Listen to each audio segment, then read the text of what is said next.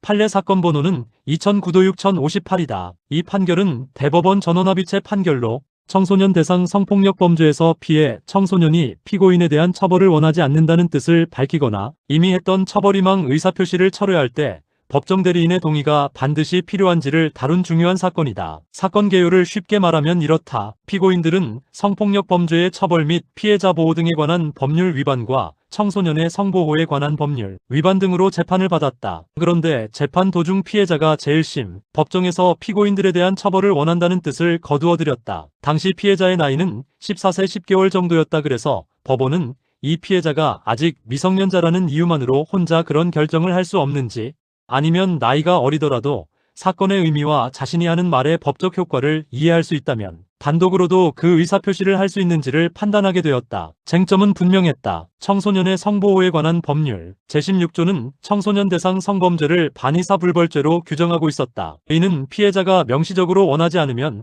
국가가 공소를 유지할 수 없다는 뜻이다. 그런데 여기서 피해 청소년이 처벌을 원하지 않는다는 뜻을 밝히거나 처벌희망을 철회할 때 법정 대리인의 동의까지 있어야 하는지가 문제되었다. 다시 말해 이 사건의 핵심은 피해 청소년의 소송 능력을 어디까지 인정할 것인가에 있었다. 대법원의 판결 요지는 비교적 분명하다. 대법원 다수 의견은 형사소송 절차에서 어떤 사람이 유효하게 소송행위를 할 수 있는 능력은 민법상의 행위 능력처럼 형식적으로 나이만 보고 정할 것이 아니라 실제로 그 사람이 사건의 의미와 자신의 행동이 가져올 결과를 이해하고 판단할 수 있는 의사 능력이 있는지를 기준으로 보아야 한다고 했다. 그리고 이런 원칙은 피고인뿐 아니라 피해자처럼 제3자가 소송행위를 하는 경우에도 마찬가지라고 보았다. 따라서 피해자인 청소년에게 의사 능력이 있다면 그 청소년은 법정 대리인의 동의 없이도 단독으로 처벌을 원하지 않는다는 의사표시를 하거나 처벌희망 의사표시를 철회할 수 있다고 보았다. 대법원은 또 청소년의 성보호에 관한 법률에 이러한 경우 법정 대리인의 동의를 요구하는 특별한 규정이 없다는 점도 중요하게 보았다. 법에 없는 요건을 새로 붙여서